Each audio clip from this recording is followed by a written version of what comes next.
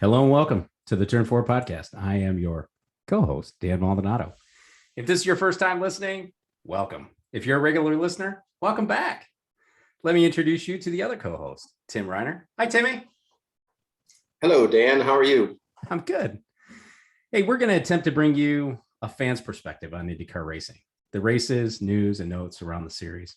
Occasionally, we'll have something on F1, IMSA, and NASCAR. We're not insiders, just lifelong fans of IndyCar and motorsports.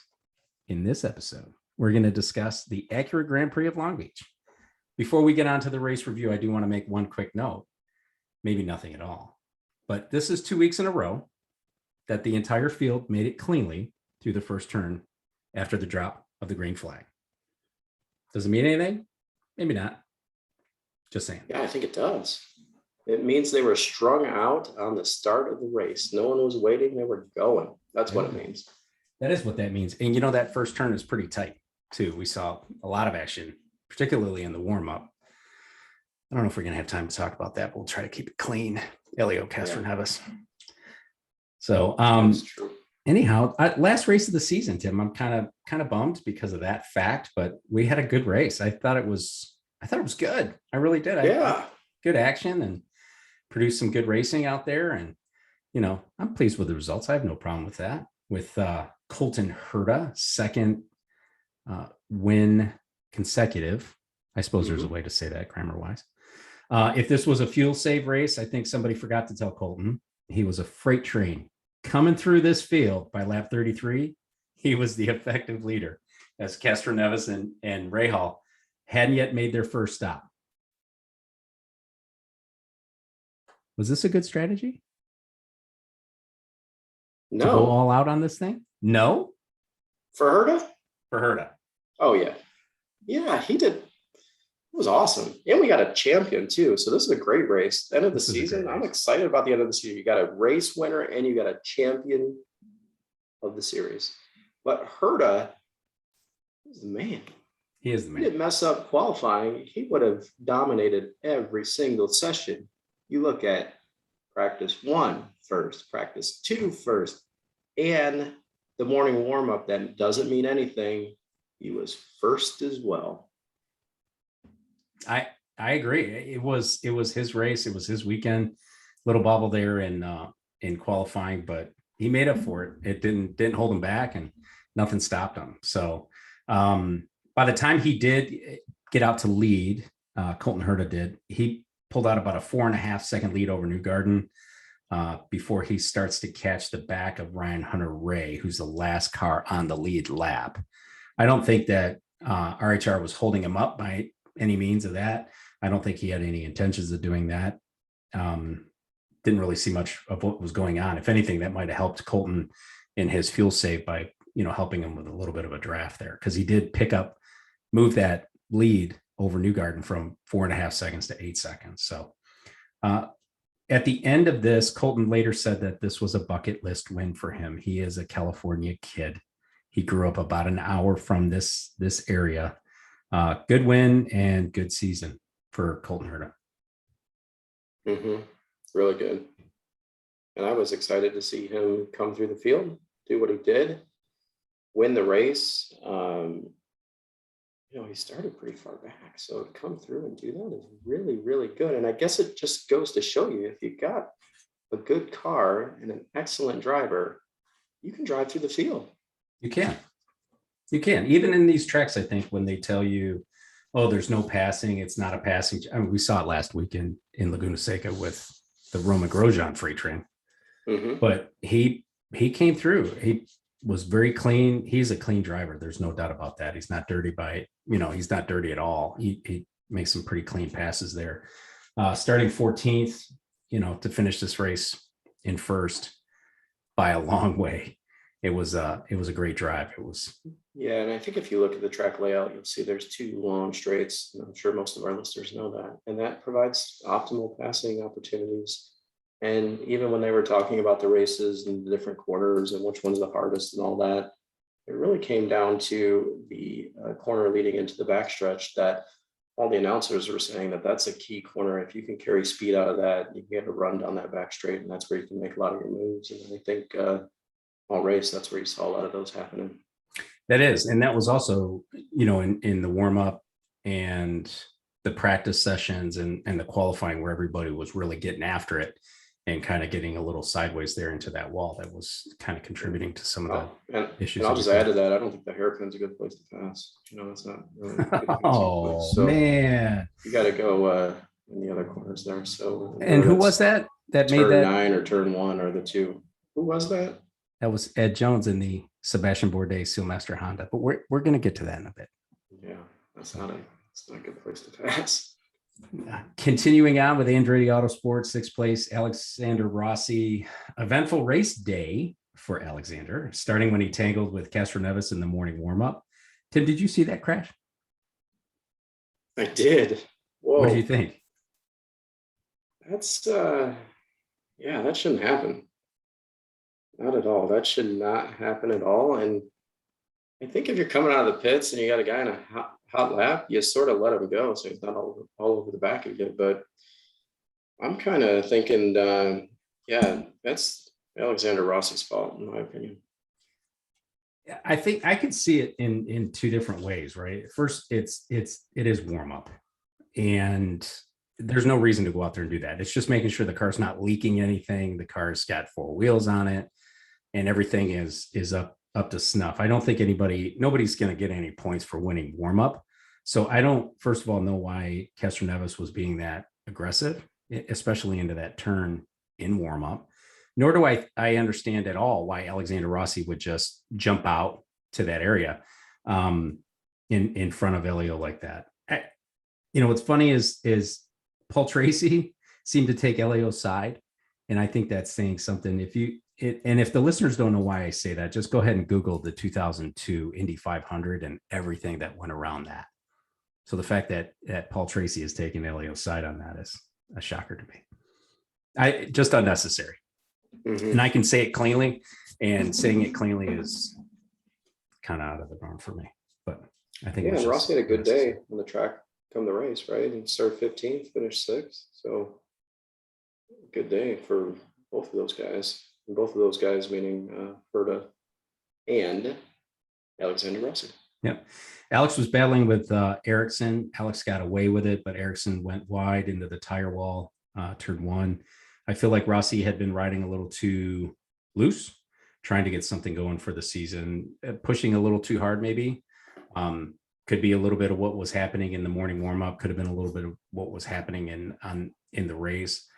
It was a good finish for him. I know the season hasn't gone the way he would have expected it to go. I listen to his podcast as part of some of the things that I do in my spare time. And I know the season hasn't gone the way he thought it would go, but I think he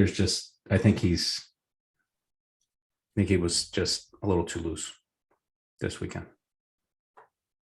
Yeah, I think he could have really done better, right? If qualifying went better, I think Rossi would have had a really good day. And if you look at the statistics with him, he's won the last 2 events there. So yeah, Andretti Autosport has it figured out, and Rossi has it figured out. Maybe it's just trying to keep up with your teammate who's really, really fast, and maybe trying a little too much. Maybe that's what it kind of comes to. But I don't know. He did well. 14th place, Hinchcliffe, also a former winner at Long Beach. Really good race for James, running a solid 4th place at halfway.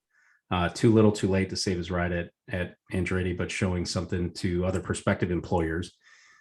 Neither one of us really think anything is going to come of this. Neither one of us think that Hinch is going to be in a full-time ride next year either.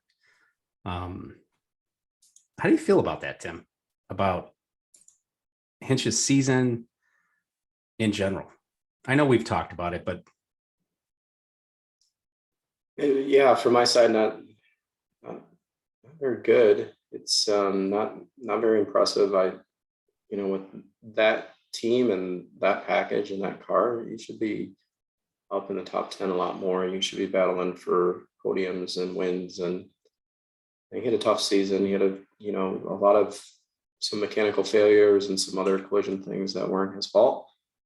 And he had a string of bad luck there, but overall, you'd expect a little bit more. And he looked pretty good. The whole Andretti squad did look good when I was watching practice one. They were up at the top and to the very end. They were 1 through 4.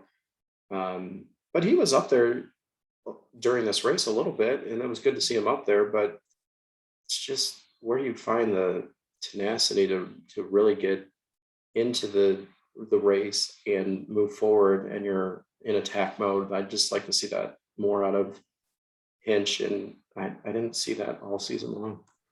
No, you're right. He always seemed to be a little a little behind the curve, not able to hang it out, not able to really find much in the way of being aggressive on the track.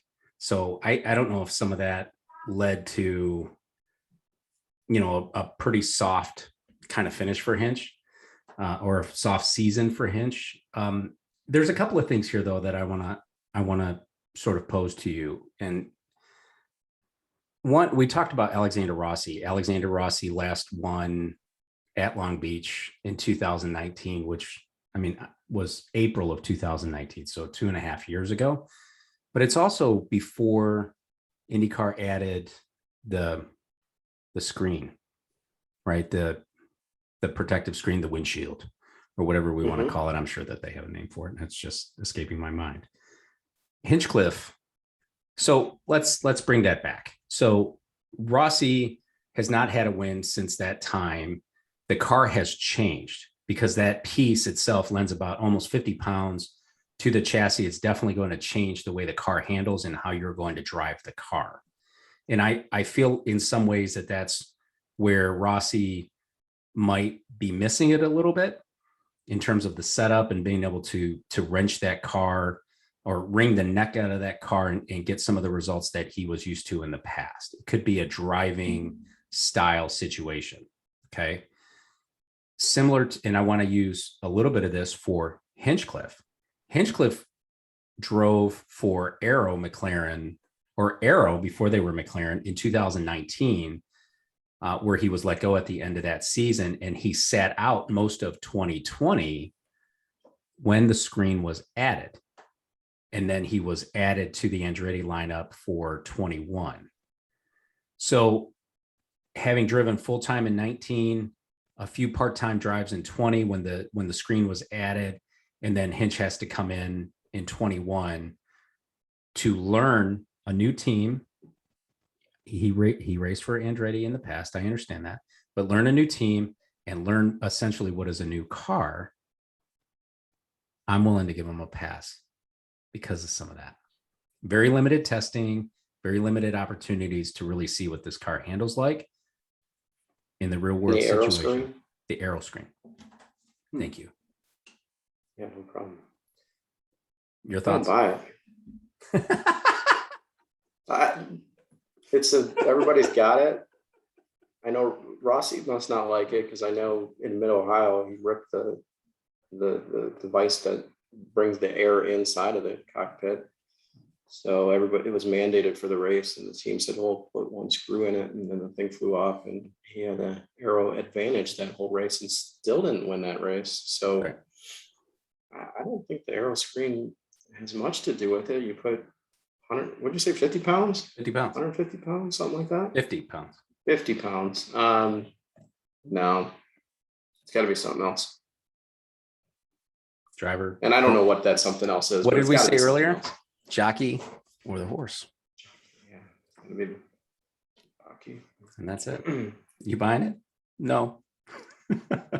No, I'm not buying it. It was good. I was listening intently, trying to figure out where you were going with where I was going with it. It wasn't in the notes. It was all spontaneous. Yeah, so spontaneous. Finishing up Andretti Autosport, 23rd place, Ryan Hunter-Reay, caught up in the first lap hairpin incident, which you alluded to earlier. Hit by his own teammate, Colton Herta, ironically. Colton sort of drove over the left rear side of Ryan Hunter-Reay's DHL Honda. He sustained damage, including a blown, sort of torn to shreds left rear tire. Trundling around the back of the field at this point Obviously not how RHR would like to finish his last full-time drive with Andretti. Then he suffers some crazy tire problem during the side-by-side commercial break. Yeah, but when the broadcast comes back, they don't ever talk about it. They showed it, but they didn't ever talk about it. Yeah, I think it was just they didn't peel back the fender or whatever you want to call it. I know that we don't have fenders, but they didn't peel back the side pod wing, we'll call it. Mm-hmm. And yeah, I think it just kind of moved with the wind and then caught that tire and was smoking it. Yeah. So I like that. I'll buy that. It was like a Red Bull air show where they got the smokers on the back of them. That's what it looked like to me. Yeah. Going on the track. Oh, new effects. I like them. So here's the thing I have to say about Ryan Hunter-Reay and the DHL car. Mm-hmm. Please, Andretti Autosport, this is my call out to you guys. Please change the livery next year. Yes. Please do something fun, do something different, do something cool, because that name is so much associated or tied to Ryan Hunter-Reay that I just want to see something. And from the fans' perspective, I just don't want to be confused on who I'm watching. Yeah, I agree with you there. I think they should change it. You would hope that they change it. And you're right. I mean, so I always message to Seal Master. Yeah, exactly. Right. I always make the joke that looking at Ed Jones riding around in that car, I always think, it takes a second, like a split second. I still look at it like Sebastian Bourdais is in that thing. But the image of that DHL Honda in IndyCar is always going to make me feel like Ryan Hunter-Reay's in that car. Yeah. So Dan, I got a question for you. Hey, hold on. I was going to ask Gunther. Gunther, can you check? Our crack producer here. Gunther, can you check and see what the other DHL Motorsports liveries look like? Just kind of whisper it in my ear if you tell me. Oh, Gunther's got a couple of things here up on the screen, Timmy. I don't think you can see it, but nope. A lot of these look like they're very, very similar. So if they do change the livery, there's not a lot in the way of creativity that they're going to have working. I was going to say that DHL Thanks, Gunther. Yeah, thanks, Gunther. I appreciate that.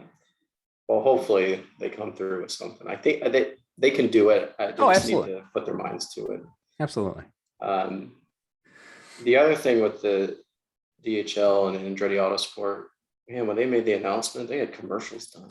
Like, this has been in the works for a long time. Yes. This package is going from person to person and truck to truck, and all of a sudden, oh, there's a Roman.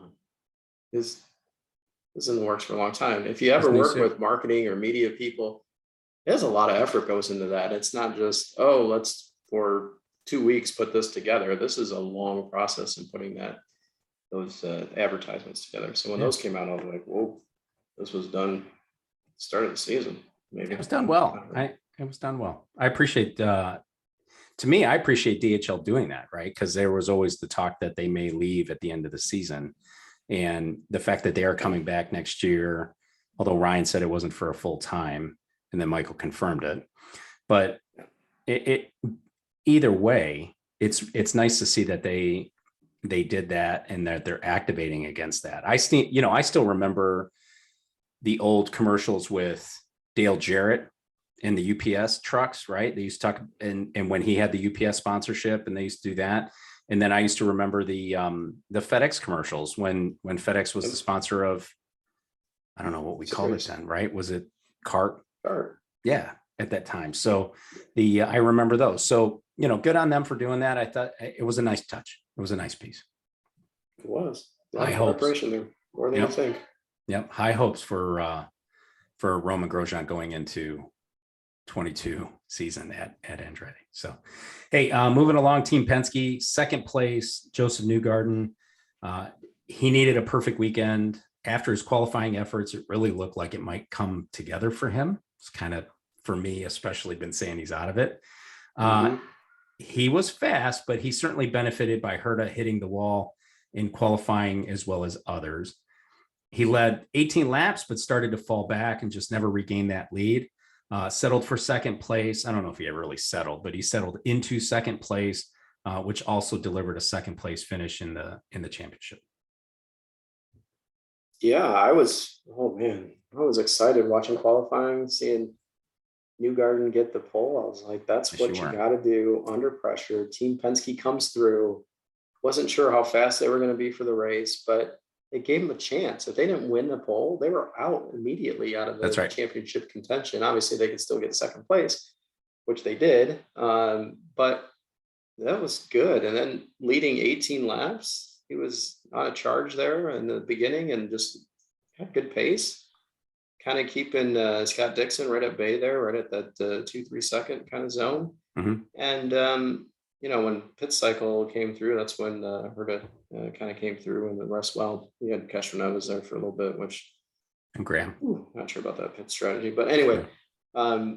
Newgarden did well, and I think they came in and did all they could do, and they got the best out of that team for the weekend, which resulted in a second place in the championship. So, Yeah. good job. Couple of things. I've been saying for so long that Joseph Newgarden wouldn't win this championship, and he was out of it, right? For so long, I thought, man, he won this pole. And I know you were getting ready for your victory lap, but I was also beginning to think, oh man, if he pulls this thing out, we're going to have to change the name of this podcast. We're going to have to try to do something else next year, because my credibility is completely gone at this point. If I had been talking so much smack about Joseph, and Joseph ends up pulling this thing off, he didn't. For me, it's just you can't count out Team Penske. I agree. So, I agree with that. I agree with that 100%, but the team has been so inconsistent this season. And this was probably the most consistent weekend that I can remember Newgarden having, right? So, I mean, he was able to put it together and do what he needed to do, qualify on pole. He led a lot of laps, not enough, didn't win, but he was in there. He was in there the whole time. There was nobody catching Herta. The only one that would have caught Herta would have been Herta, either hitting the wall or doing something silly through back markers or something. It's the only thing that would have stopped Colton from winning this race. Well, in our season recap, we'll take a look at how Newgarden did throughout the season and see how inconsistent or consistent he was, because at some point to get second in the championship, there's got to be some balance there, right? Mm-hmm. Of, you may be out 2-3 races, but otherwise you had good finishes, and the others, you maybe weren't up there for qualifying and not where you should have been. But at the end of the day, when you're in the race and you don't get knocked out or you don't knock yourself out, you're consistent enough and good enough to get in the top 10. Yep. And that's what he seemed to do. Inconsistent. Fifth place, Simon Pagenaud. By all accounts, this would be Simon's last race. In fact, I mean, between writing these notes late last night, looking at them this morning, we already know that Simon is headed for Meyershank Racing. We'll talk about that in a little bit, and certainly more in a couple of weeks. But he had a good weekend, qualified fourth, but dropping one place to finish fifth. Steady race, no trouble, but really wasn't a threat for the win. Really wasn't a threat in any direction. He was consistent, though. Yep, he was. The most consistent guy. Gone. See you, dude.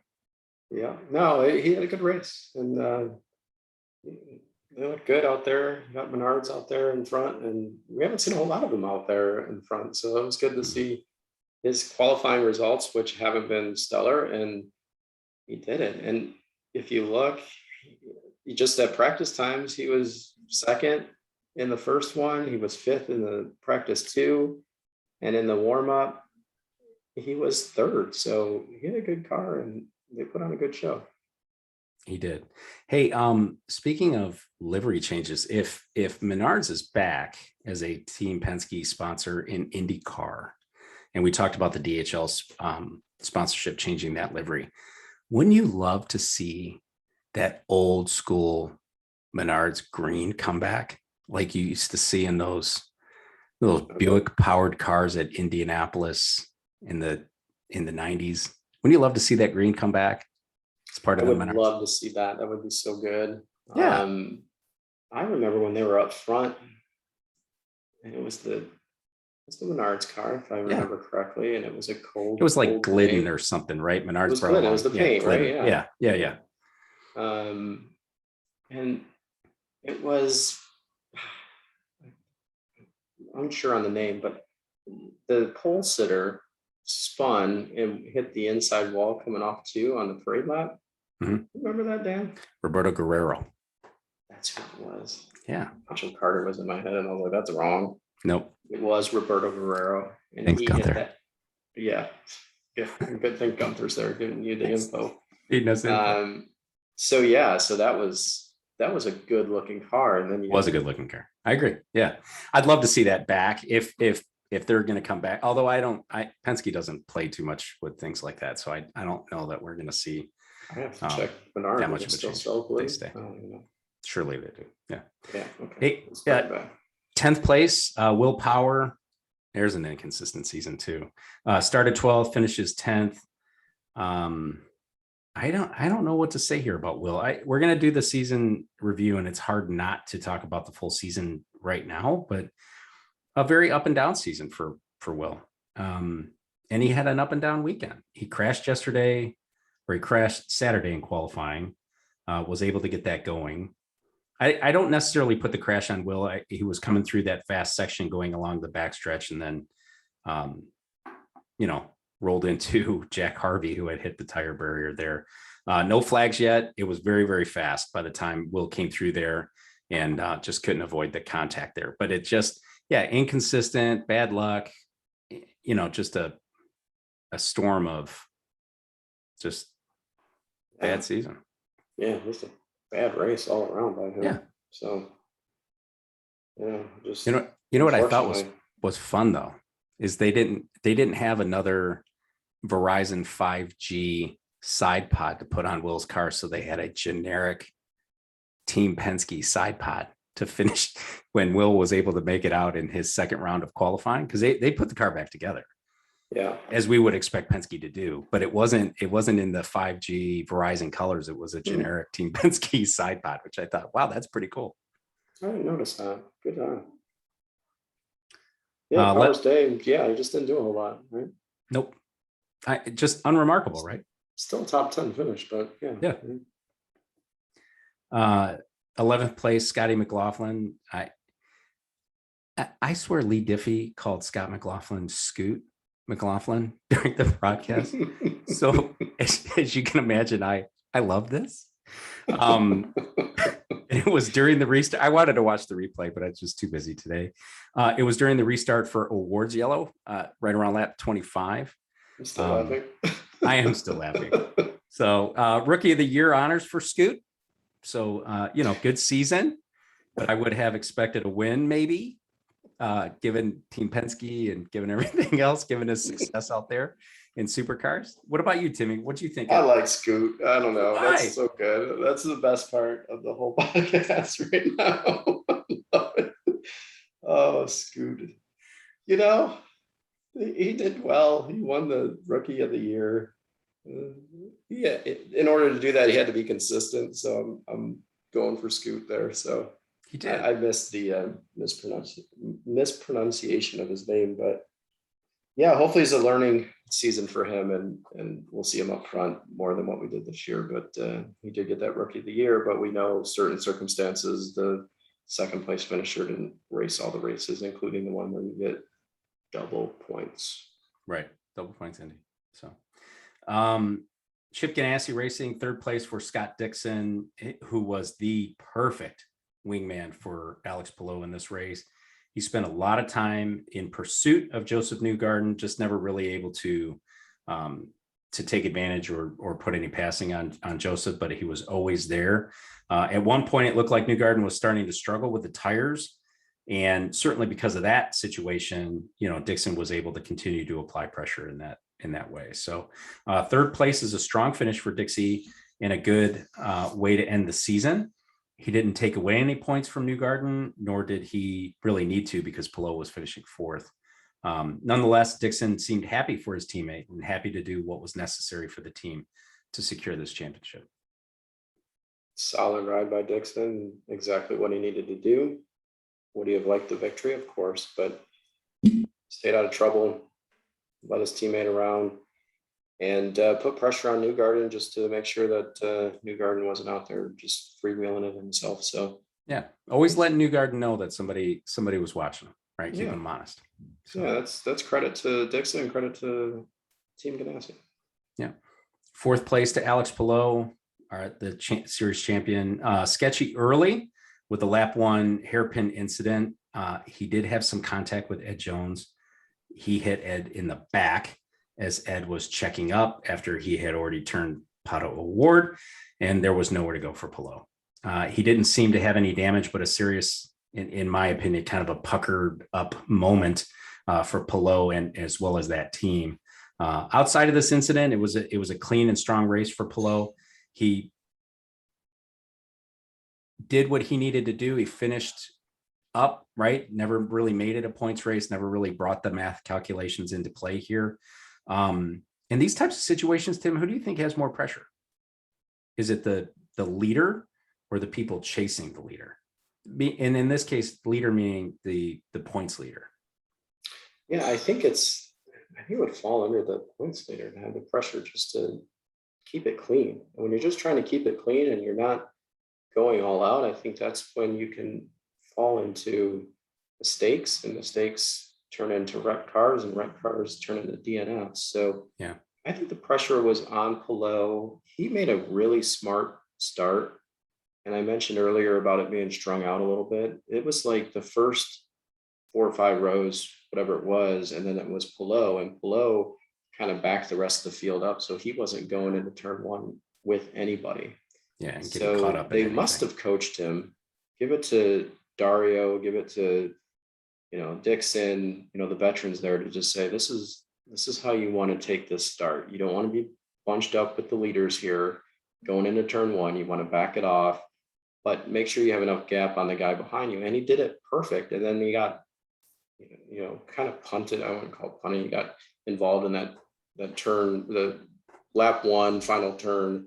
Yeah, the hairpin incident. Yeah. Yeah. And I was worried because I watched the replay and I was worried that the way that transmission sounded, it was kind of, you could hear it really like jamming into gear after he got hit.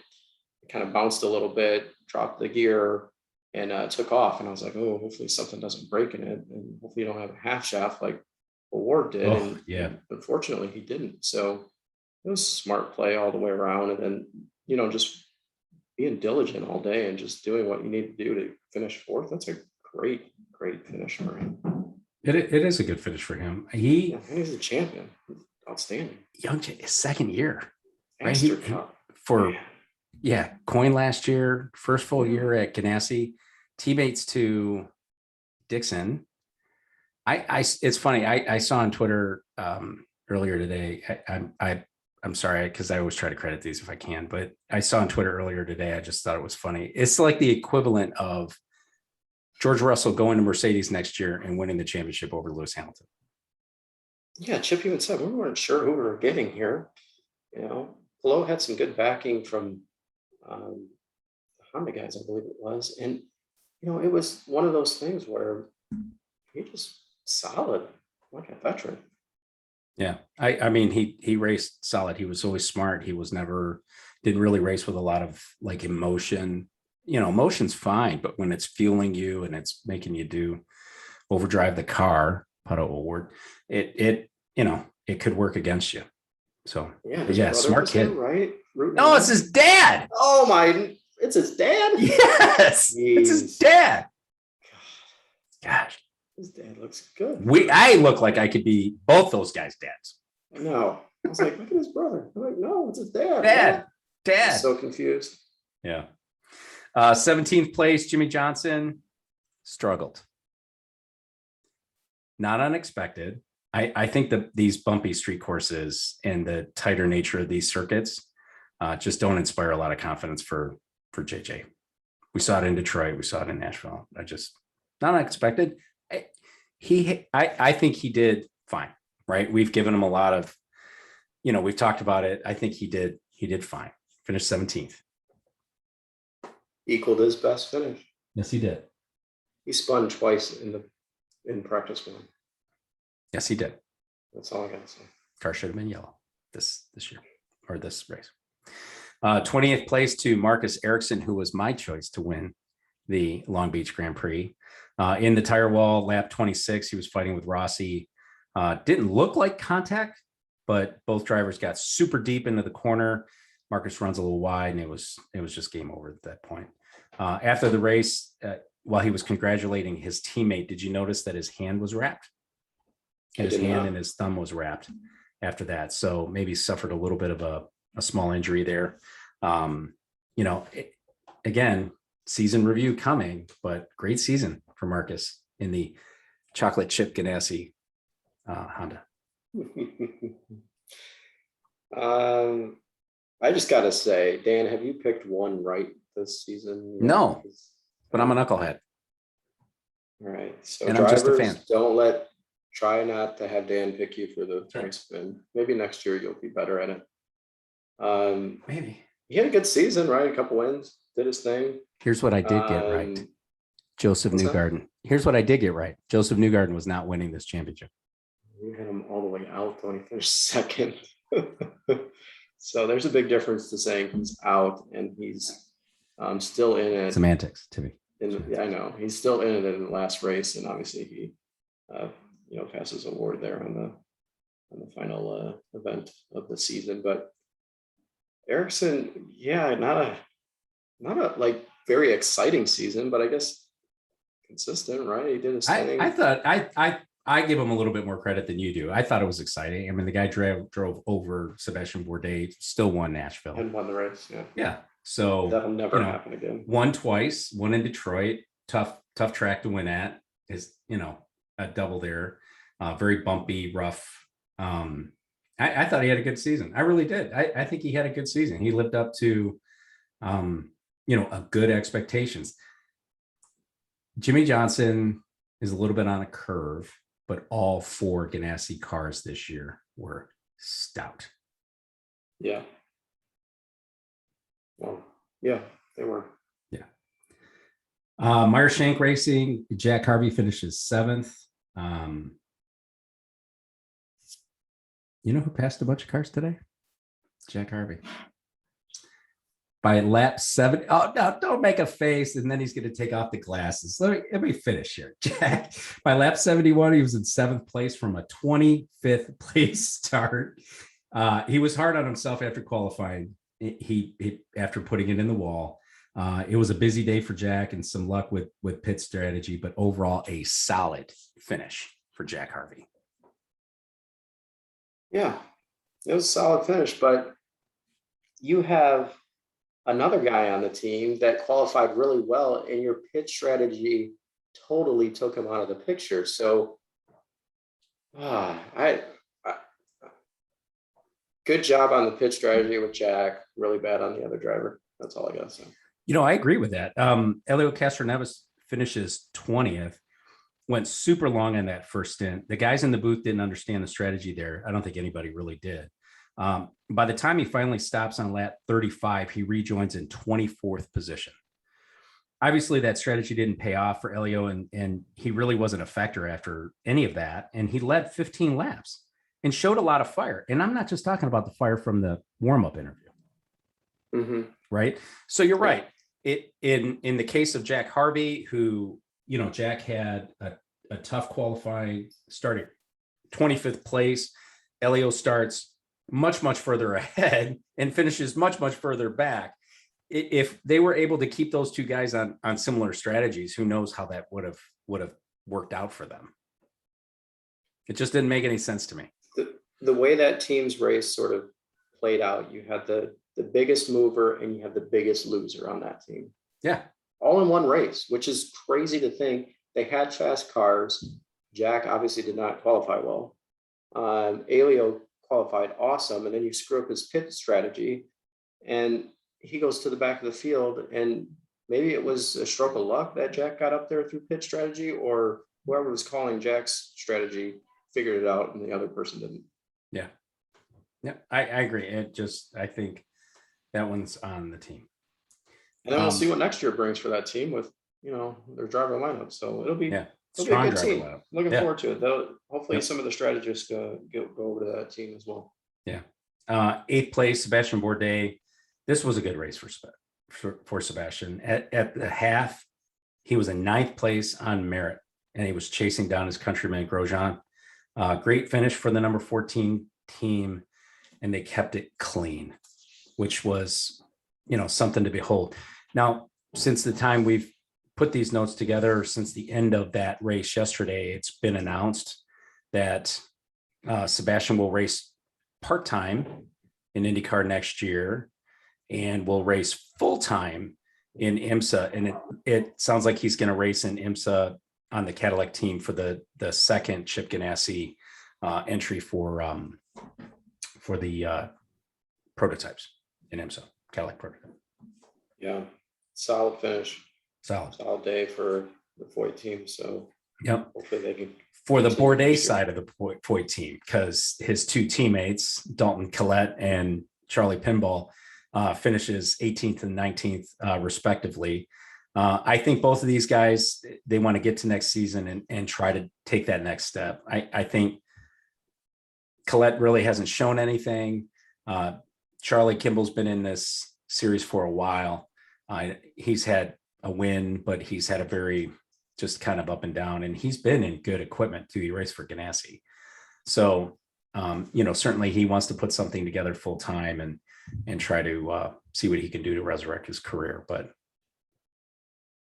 yeah, they both improved on their starting positions. So yep, solid day. Yep. 9th place, Takuma Sato. Solid run by Sato. I think the strategy worked there, and he kept it out of trouble. Right, started 16th, finished 9th. It was a very quiet day otherwise for Takuma Sato, finishing in 9th place. Yeah, Sato had a solid race. Stayed out of trouble, stayed clean, and wasn't talked about a whole lot on the broadcast. But no, which is surprising, right? Because I think the thought there is that he's moving on from Rahal after this season. So I'm surprised they didn't focus a little bit more on that. And that was a good run. 16th place, Graeme Rahal, similar strategy to what Castroneves was doing at the beginning of this race. He went super long in that stint. Again, the NBC talking heads didn't really understand what he was doing. By the time he stopped on lap 35, he rejoined in 24th place. This might have worked with more yellows. I'm sure that's what they were hoping for, but that just wasn't to be. It was a very clean race. I did, however, see on Twitter that Graeme had the most passes of the race with 18 passes. That's a lot of passes for someone who started 19th and finished 16th. But stats are stats, I guess. Mm-hmm. I think that tells you the crew didn't get him in and out, or the pitch strategy didn't get him out where he should have been. So he could have been strategy was bad, passing for positions that were in front of where he started. Yep. 22nd place, Oliver Askew. No call, no show for Oliver until he tangled with Connor Daly coming out of the backstretch, side-by-side game of chicken with Connor. Connor's able to take the runoff, but Oliver takes the tire barrier and sustains damage. Game over, right? So, of course, Connor Daly takes to Twitter and was complaining, something to the effect of, if you're trying to wreck somebody, don't wreck yourself in its way. I don't know how Oliver was trying to wreck Daly while Oliver was on the inside of a right-hand turn. To me, that just is exactly what I said, a game of chicken. Daly, by being on the outside, benefited by having the runoff available to him. Oliver did not have that benefit and took himself out into the tires pretty bad. So, otherwise, he spent a lot of his day in the high teens, low 20s, just disheartening. I think a 3-race stint that started out with a ton of promise just kind of landed with a thud. Yeah, and for me, I think I just fall back on my comments from last podcast. So if you didn't listen to it, go back and listen to the last podcast and what I feel about that car. As a side note, I know how you feel about that car. I'd still rather see Oliver in that car, and I know you're rooting for Santino Ferrucci.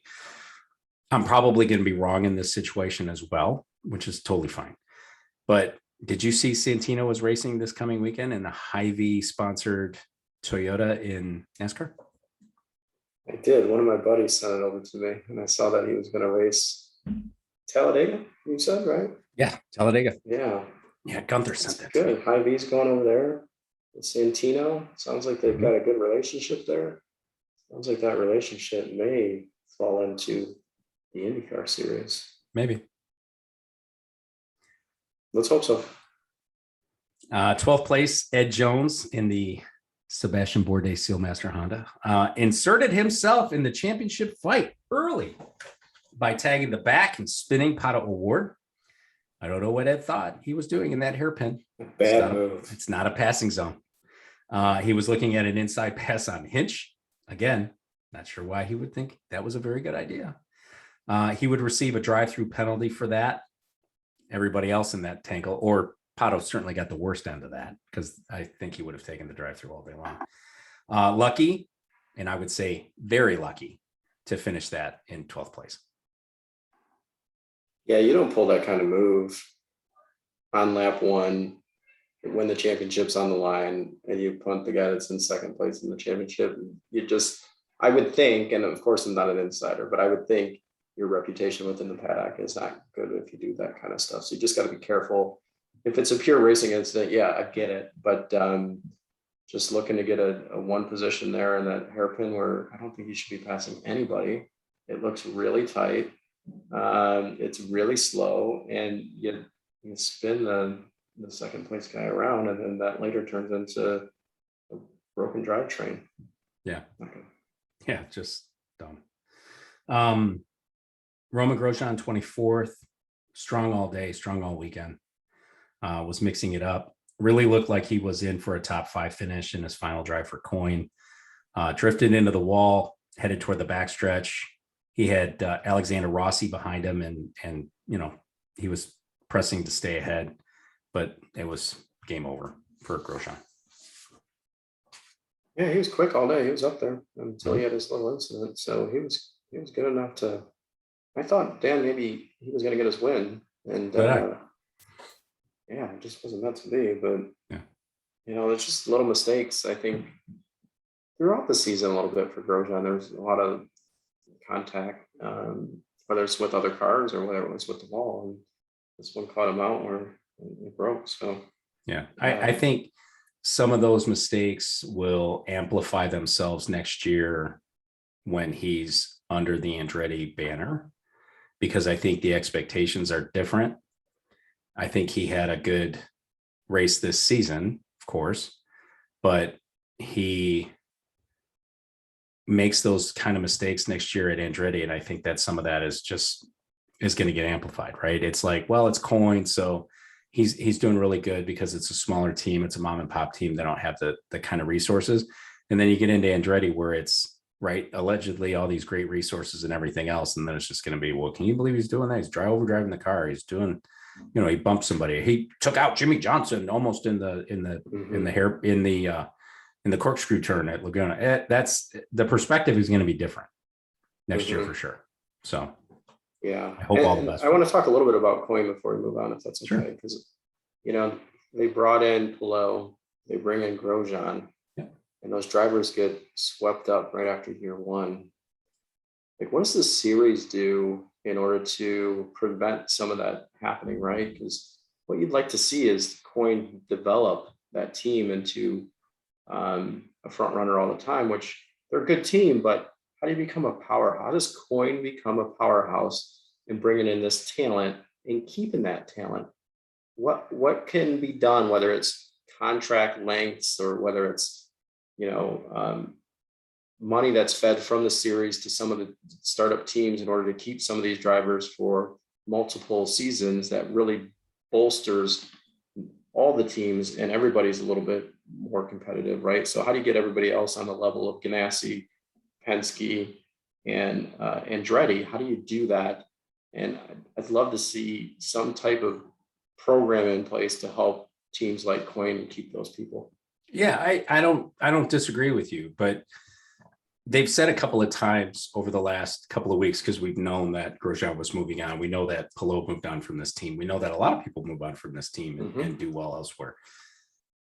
But they say it all the time that, you know, Coyne's programs come together late, you know, into the off season, And I think the very nature of the fact that he doesn't know what his budget is going to be from season to season, that he's kind of piecing together some of this funding.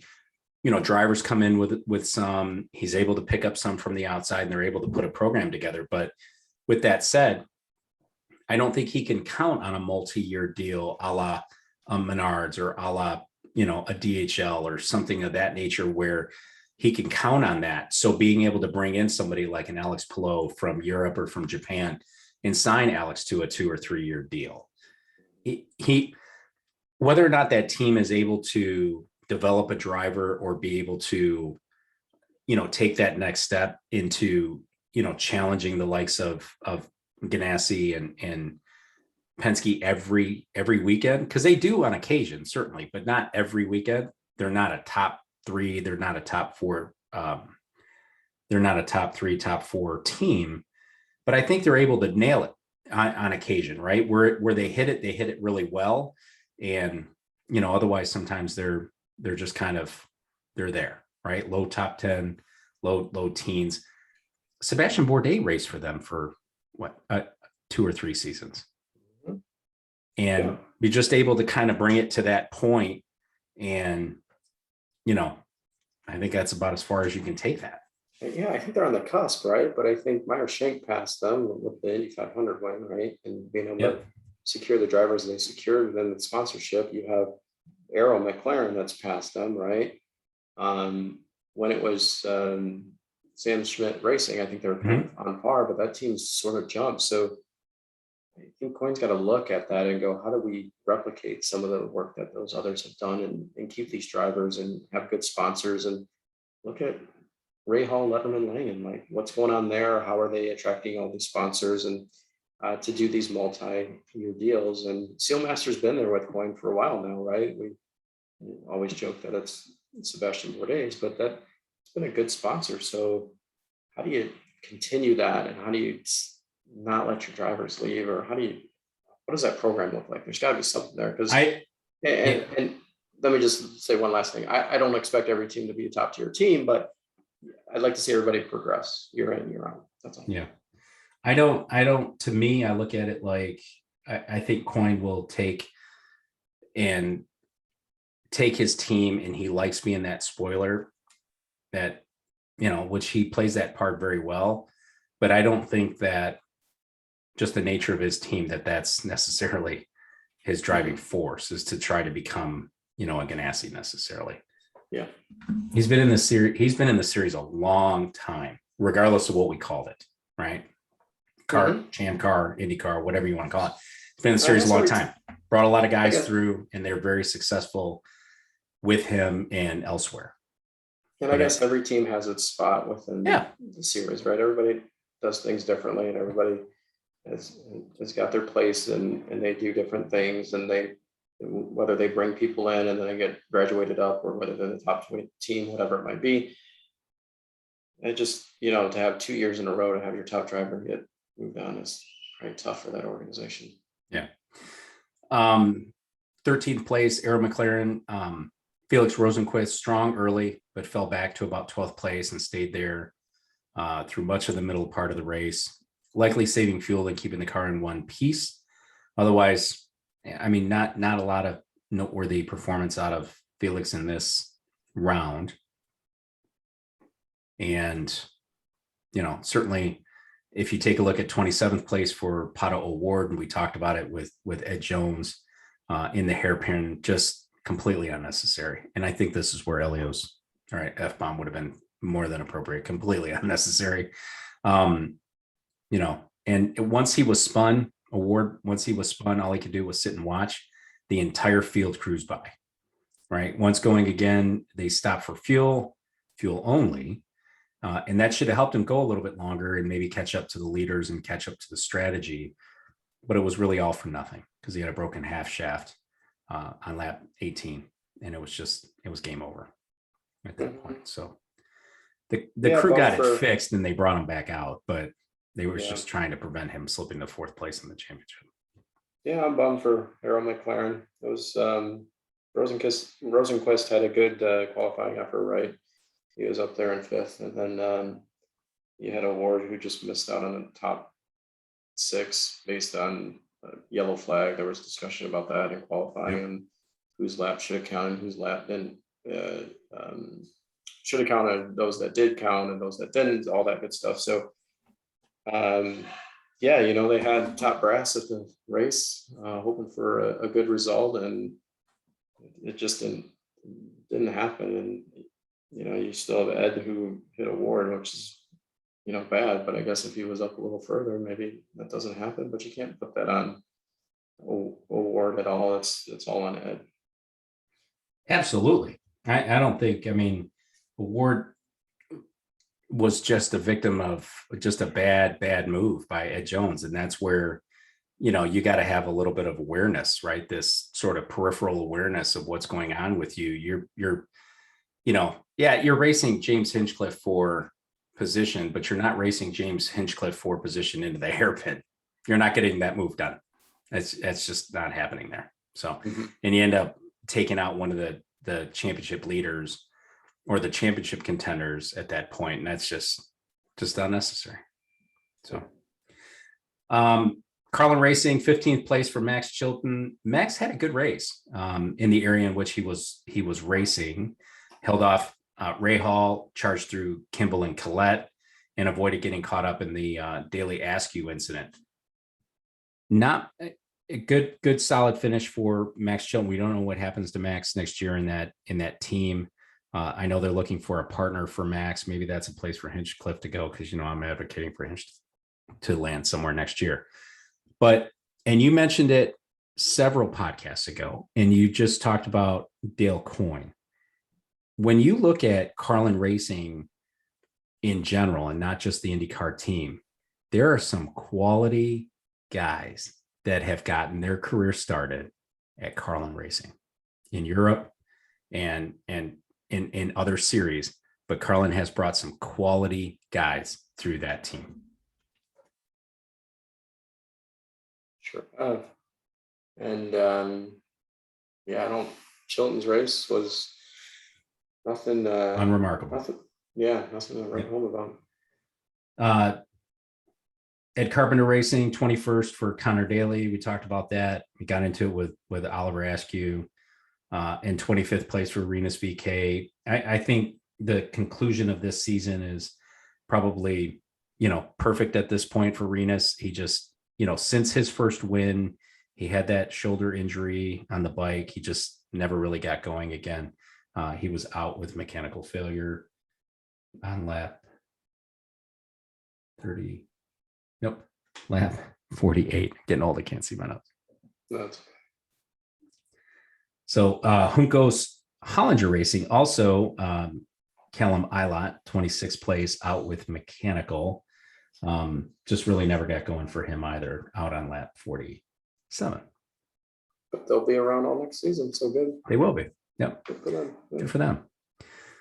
So going into this race, there were multiple scenarios for each of the 3 drivers who were mathematically in the hunt for the championship. If you calculate the points without Indy being a double points race, the order would have been Palou, Newgarden, 26 points behind, Award 27 points behind, and a mathematically still alive Scott Dixon, 45 points behind. So who would be the champ based on this math? I did the math for you, Timmy. Palou would still win the championship ahead of Newgarden. Award would be 4th, and Dixon would finish 3rd with 468 points to Award's 455. Sorry. Do you think the series should continue with the double points at Indy? Yes, at the 500 only. I believe they should continue with the double points because it is the marquee event. And if you are in that race and you do well, you should be rewarded. And that can be, obviously, if you're the winner, you are known as an Indy 500 champion wherever you go for the rest of your life. It never ends. And if you finish second, you get rewarded with a lot of points that helps you in the championship. Yep. which this year's second place finisher won the championship. So I like double points. So I'm all on board with it. Yeah, I don't mind double points for Indy. Like you said, I think I can get on board with that. I'm buying that. I'm not buying it for the last race of the season or anywhere else like that. I think I'll buy it for Indy. Hey, I want to give credit to Brian. His Twitter handle is at 500 Indy 1911 for posting this really great matrix on this double points and how the points shook out if Indy had not been 2 points. So shout out to Brian. Appreciate you doing that, Brian. Couple other notes here. NBC likes to talk this concept of Meyer Shank and Andretti Autosport being teammates. It's a technical alliance. Do you think a technical alliance constitutes teammates, Tim? Yeah, I think you share data, so you're kind of a teammate. Is that teammates? It's a technical alliance. It's a technical alliance. You're all working towards the same goal. Their information may help you and vice versa. So you give them a little leeway. Yes. On track? During, all the practice sessions and all that, but no, not race day. Race day, you race them hard. That's what I'm referring to, because I think that's where NBC is hanging their hat on. And I think that's a little bit about what, Alexander Rossi was hanging his hat on during the interview too, where he talked about, what was it?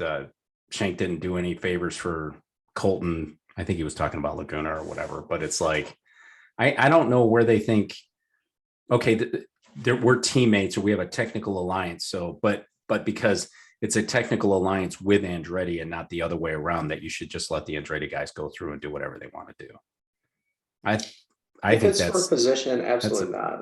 You're right. racing. But if you're coming up on a lap car, you give them a little extra room. Like I think that should sort of be the situation. And I think depending on how that technical alliance works and how much the drivers interact with the technical data, and maybe not a whole lot, maybe it's just the engineers talking back and forth. But if you introduce some of that, meaning the drivers talking to the drivers and sharing some information, then I think what transpires in the race and in situations where you might be lapping someone or what have you, they're going to give a little more because they have that mutual respect for each other, because they've been in meetings and talked about different things to help not only themselves, but the other person as well. So I think that needs to start with the team having some team meetings on the technical side where the drivers are there and they're sharing information. So that way when they're on the track, they have a little more mutual respect. Yeah. I think on track, anything goes.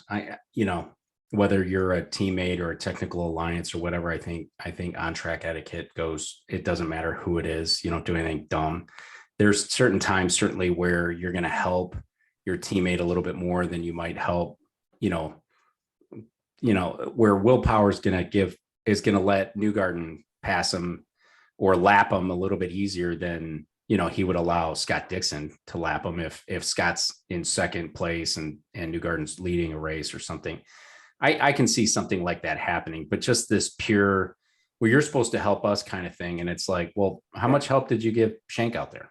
Yeah, exactly. None.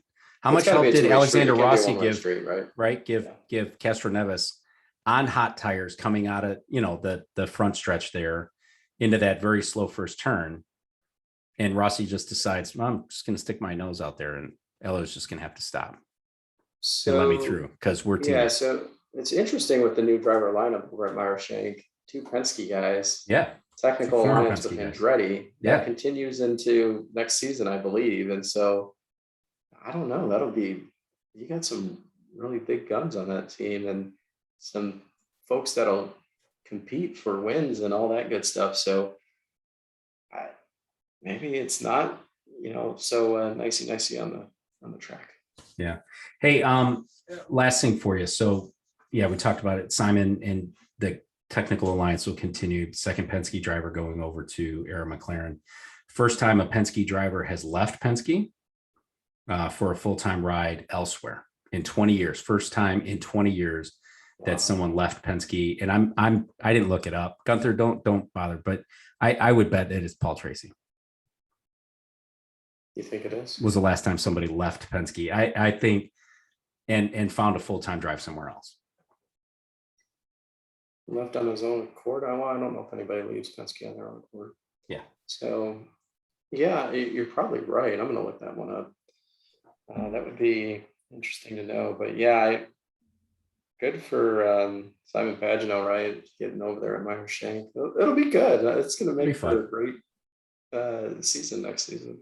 Yeah, I'm anxious to see some of the rest of the silly season stuff come to fruition and see what kind of changes and what kind of sponsorships we're going to see next year. I think I'm most anxious to see who sits in that 45 Ray Hall, Letterman, Lanigan car. You know who I would like to see sitting in that car? I think your guy, Ferrucci, I think is the more likely candidate for that. I'd like to see Hinch land somewhere, and we already kind of know what's going to happen to Sebastian Bourdais. So yeah, when all this happens, we'll have a show to talk about it. Yep. Yeah, we will. So, hey, and that wraps up this episode of the Turn 4 podcast. Congratulations to Colton Herta for a great race win, second in a row. And congrats to Alex Palou on winning the season championship in his second year in IndyCar. Mm-hmm. In 2 weeks, we'll have a season review as well as any news that happens in the meantime. So be sure to subscribe using your favorite podcast app. If you like the show and listen on Apple Podcasts, be sure to leave us a review. Engage with us on Twitter at Turn 4 Podcasts 1. No T in that. There's a 1 there instead. Or our website at turn4podcast.com. 4, numeral 4, not spelled out.